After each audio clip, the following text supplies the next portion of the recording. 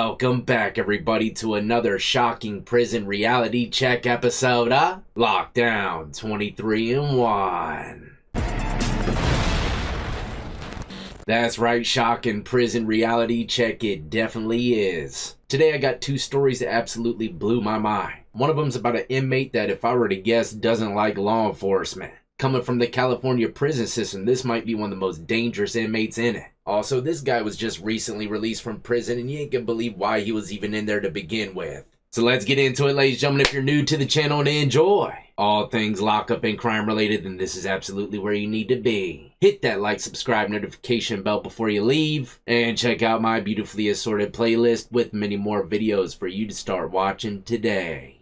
Alright, first up, like I said, we're traveling down to California. It says a California corrections officer is recovering after authorities say an inmate attacked him with an improvised weapon inside California State Prison, Sacramento. The incident happened around 10:15 a.m. on March 9th in the cell block at the Folsom Area Prison when inmate John C. Blaylock, 56, allegedly attacked a correctional officer, causing multiple puncture wounds. The CDCR said that staff quickly responded to stop the attack. Institutional medical personnel treated the officer at the scene before he was transported to an outside medical facility for additional care. The officers reported to be in good condition and awaiting discharge. An improvised weapon was recovered at the scene. Now, that corrections officer is actually very lucky, because a lot of people don't know that Mr. Blaylock is the reason why some prison safety rules were changed. I'll get there here in 1 second, but it says peer support and other support services are being offered to employees following the incident. According to the CDCR, Blaylock was most recently received from Los Angeles County in June 23, 2004, after being sentenced to life with the possibility of parole for attempted first-degree murder of a peace officer or firefighter as a third striker. I'm glad I don't live in a state with the 3-strike rule, man. I probably wouldn't be here today. I don't know exactly how that rule goes. I think it's like 3 of the same kind of violent crimes, or is it just 3 felonies in general? I don't know. Let me read about it really quick. California's 3 strikes and you're outlaw, enacted in 1994, mandates harsh enhanced sentences for repeat offenders with prior serious or violent felonies. A second strike triggers a double sentence, while a third strike generally mandates a life sentence with a minimum of 25 years. So in order for you to get 3 strikes, it's looking like it has to be some kind of serious or violent felony. I doubt they'll give someone life for stealing 3 car radios within 20 years. I don't know, I could be mistaken, but either way, moving forward, like I said, that CO is very lucky. This story's about to get treacherous. Like I said, he was first received from Los Angeles County in 2004. He was sentenced to life with the possibility of parole for the peace officer and firefighter situation. While incarcerated, he received additional life sentences for violent offenses. In November 2014, Blaylock was sentenced in Los Angeles County to life with the possibility of parole for an assault by an incarcerated person with a deadly weapon or force likely to cause great bodily injury as a third striker. It doesn't say if he was attacking a CO in this situation or an inmate. If I were to bet it all, it's probably a CO. Now, more recently, in August 2023, he was sentenced in San Bernardino County to life without parole for the in-prison second-degree murder of Chino Corrections Officer Manuel Gonzalez, with an enhancement for personal use of dangerous or deadly weapon. Manuel was stabbed to death by Blaylock in 2005. He wasn't sentenced for that crime until 2023. And just recently, he's back in the tabloids for trying to do the same thing again. Some of y'all might be asking, why did it take so long for him to get sentenced? Well, I asked myself that as well. It says John Blaylock, the inmate who stabbed corrections officer in 2005, was sentenced for the murder in 2023, largely due to lengthy and complex legal processes surrounding in-prison killings, including investigations, multiple appeals, and specialized legal procedures. The case faced significant delays in bringing the case to trial, allowing for a long period between 2005 incident and the final 2023 sentencing. Crazy to think, right? I wonder how long it's going to take for him to get sentenced for stabbing the CO just the other day. Probably another 10 years. He don't give a damn. These are the type of inmates that should terrify y'all, man. Violent offenders going to prison. They don't care, man, and chances are you get on their bad side, they'll kill you too. But all the COs, man, for sure, should never even dare try to even annoy this guy. He asked me for a request for him. I'm going to get it with some pep in my step. Yes, sir. Here you go, sir. Please don't kill me tomorrow. Right? Because like I said, he changed the safety protocol for corrections staff.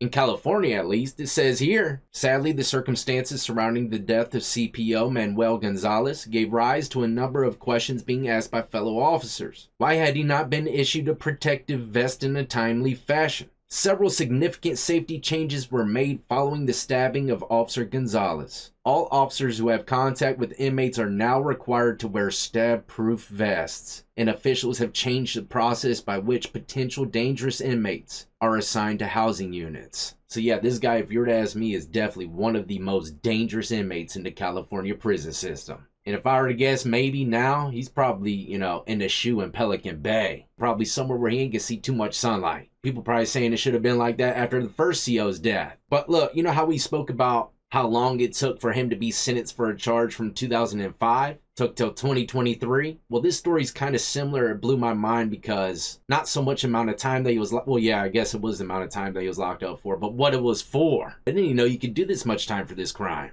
It says a U.S. treasure hunter who was in prison for 10 years after refusing to reveal a location of missing gold coins has been released from prison without officials apparently ever learning where the gold is. Tommy Thompson, a renowned salvager, who in 1988 found the long-lost so-called ship of gold near South Carolina, was freed from federal prison on March 4th. Records and reports indicated the ship sailed under the name of SS Central America before Thompson, now 73, found it with tons of sunken treasure inside. The SS Central America was transporting more than 400 passengers and a crew as well as 30,000 pounds of federally minted gold. When it sank in 1857, Thompson and his team found the ship about 7,000 feet below the surface. That's deep, ladies and gentlemen, let me tell you. That's like going to the Blue Ridge Parkway, but underwater. Either way, that had to have been no easy task, and lots of money spent to get that deep, right? But he was 7,000 feet at the bottom of the Atlantic Ocean where he found the gold. Investors who funded Thompson's search for the ship later claimed that he bilked them out of their cut. I've never heard the word bilked. Hopefully I'm pronouncing that right. Bilked them out of their cut of their treasure, and they sued him in 2005. Thompson insisted that he didn't know where 500 coins made from the ship's gold were in particular. He went into seclusion in Florida and was deemed a fugitive when an Ohio federal judge issued a warrant to arrest him for skipping a court date. Authorities found Thompson 3 years later living in a Florida hotel under an assumed name. The judge reportedly held Thompson in contempt and sent him to prison after he refused to answer questions about the coins' whereabouts. Thompson repeatedly claimed that the $2.5 million in coins had been given to a Belize-based trust, and that $50 million from selling an initial set of gold largely paid for bank loans and legal fees. Now, what did he go to prison for 10 years? Was it for stealing the gold? No. This is what blew my mind. He went to prison for 10 years for contempt of court.